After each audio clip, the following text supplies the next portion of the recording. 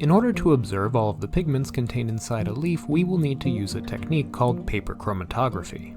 Here I'm using a kind of plant called garlic mustard. It's an invasive species in this area, so we're really doing a public service by using it for this experiment. I'm going to need some chromatography paper, but only a little bit, so I'll cut it to a particular length.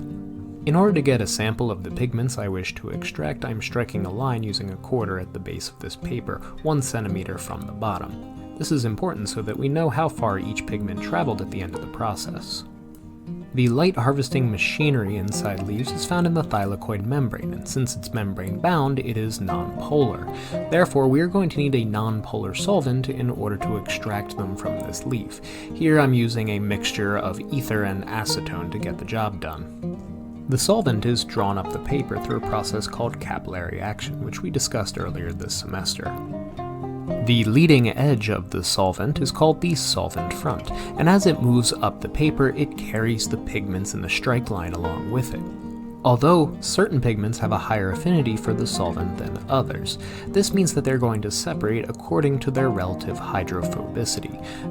Those pigments which are the most hydrophobic will be carried the furthest up the paper, whereas those that are slightly less hydrophobic will remain relatively close to the start line. This process ultimately results in each pigment being separated into a distinct colored band. Admittedly, I had some difficulty getting these bands to show up on camera, but I'm going to load the results into Photoshop and play with the levels in order to make it clearer. The pigment which was carried the furthest up the paper is a slightly orangey red color, and it's called carotene. Yes, this is the same carotene that gives carrots their orangey color. The yellowish pigment, which was carried slightly less than halfway up the paper, is referred to as xanthophyll. And finally, towards the bottom of the paper, we can see two differently colored green bands. These are chlorophyll A and chlorophyll B. These are the most abundant pigments inside leaf cells and are principally responsible for their green color.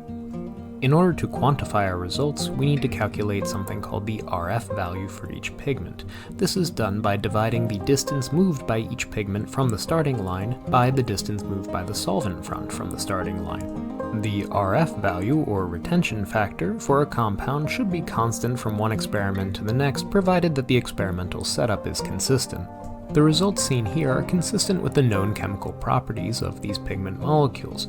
Beta-carotene, for example, does not form hydrogen bonds with cellulose like the fibers you would find in the paper, and therefore is able to travel relatively unhindered. Xanthophyll differs from carotene in that it contains oxygen, which makes it slightly less soluble in the solvent, and it didn't travel as far as a result. Chlorophyll A and B, on the other hand, contain both nitrogen and oxygen, and therefore they can create hydrogen bonds and connect with the fibers in the chromatography paper, which is why they stayed relatively close to the start line.